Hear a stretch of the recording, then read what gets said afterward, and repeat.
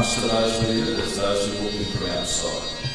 But it is, in essence, much like Tony's beloved Newcastle, a province. Proud of its history and contribution, but proudest of all of its people.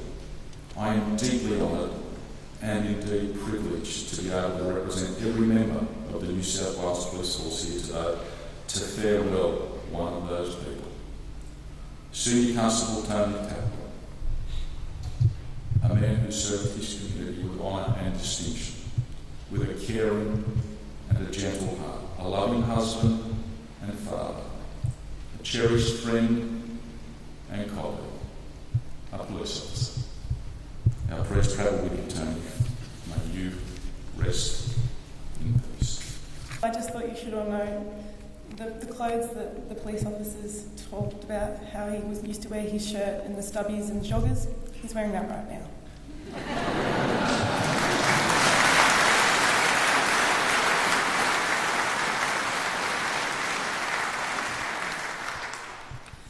You may have noticed that we're wearing some of Dad's shirts. This is because Dad loved bright colours and believed that funerals were a celebration of life. He wasn't into all this soppy stuff. I think it's also pretty obvious to you all that our family thought Dad was the best. And I can now see that you all think he was an amazing man too. Although your death was such a shock to all of us, you will never ever be forgotten or replaced.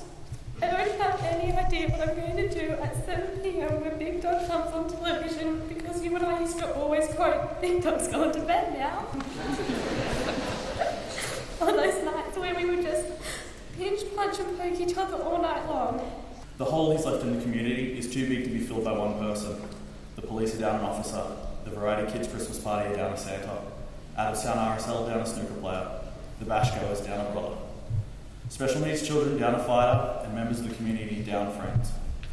His family are down the best man they've ever known. I've always said to my family that I would never be able to speak at Tony's funeral if he ever passed away before me. I think Tony would be quite proud of me today standing up here, as he knew how much I disliked public speaking. He was always in the limelight, and I was more than happy to be in the background. Anyone that knew Tony knew he had a heart of gold, but anyone that knew him really well also knew he could be such a stubborn bastard. Tony was such a funny guy that he still could make me laugh after 27 years of marriage. I'm absolutely blown away with the number of hearts he has touched in his life. He was a very humble man who never, for even 1 minute, thought he was anything special. I'm so lucky to have had him in my life. We all love him and miss him so much.